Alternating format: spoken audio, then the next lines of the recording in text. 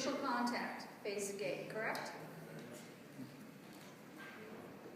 Footflat contact. Again, looking at that at initial contact, basic gait, footflat. Look at the lady's toes. Yeah, she probably got some claw toes there. Is she getting any toe extension at all? So when are you going to see toe extension in gait? Mid-swing and terminal. Pre-swing. Terminal stance and pre-swing. So this is too much dorsiflexion. On the left leg, too much dorsiflexion. So just at the end? So how much normal dorsiflexion do you have? Normal is 20. What's the maximum in gait? 10. 10. Okay. When does that occur? Okay. Initial contact is how much? 0. 0. Letting response?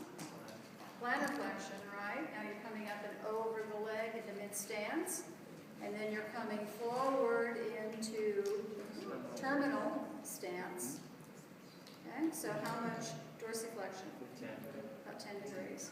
Okay. So what he was doing is he was maintaining about 10 degrees of dorsiflexion throughout most of the gait pattern. Okay, watch this guy.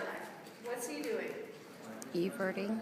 He looks like he's Everting. Okay, in initial contact, what's he doing? Dragging his feet. Forefoot first, right? Forefoot contact.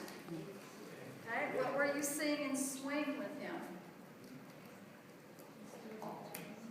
Toe drag. Yeah. Okay. So you're going to see toe drag and swing, right? In initial contact, you're seeing him then land on the forefoot first. Now, something else interesting to think of him is when and we're using the left leg as the reference leg.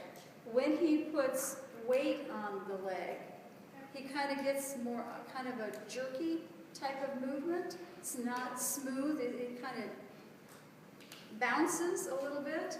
That's a good indication that he probably has hypertonicity, getting that kind of bouncing. Now, something else that can happen with a guy that landed on his forefoot and kind of had the bouncing, what happens with somebody who has hypertonicity and they have a pathological reflex that when they put weight on the ball of the foot, they get a rigid response in the lower extremity. Do you remember what that's called?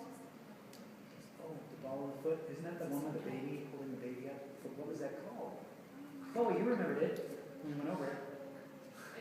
Holding the baby up, right? What is that response? Oh, look at the walk. You remembered it when we were going over it. Positive supporting reaction. It's probably, he's got some of that going on there too. Really good at group final, huh? Okay? What's this one? See? Look at the toe drag. Remember, toe drag is in swing phase, right? Because that's when you're trying to clear the foot. Do we just pick our own reference leg during the lab when you ask us the questions? Do we? No, I'm going to pick You're the going to reference tell. leg for Okay. you. So a lot of these seem to be occurring together, like. Yeah. Yes, and that's what you're going to find too. And that's part of what we're going to be looking at when we get together, not next week, the following week on Monday, is that we're going to utilize that chart. And some things happen because of other things happening. So if you take care of the primary problem, they're not going to have the secondary problem again.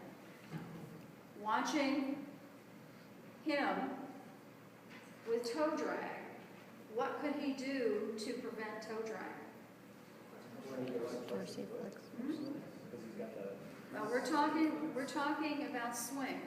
He's getting toe drag and swing. Is the foot in dorsiflexion and swing in normal gait? No.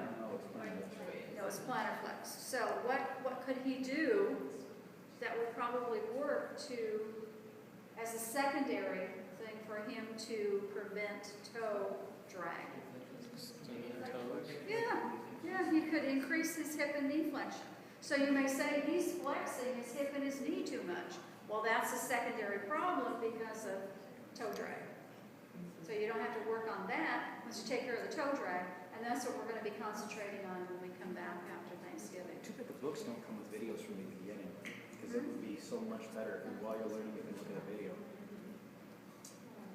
Now you can watch her arms. Look at her arms. She's working with all of her might, I can tell that. Yeah, yeah. And why is she doing that with her arms? Balance. She's got to somehow try to keep her forward progression, because look at those small little steps. Her steps are not doing it. She's got to do it some other way. Okay, look at the amount of hip extension.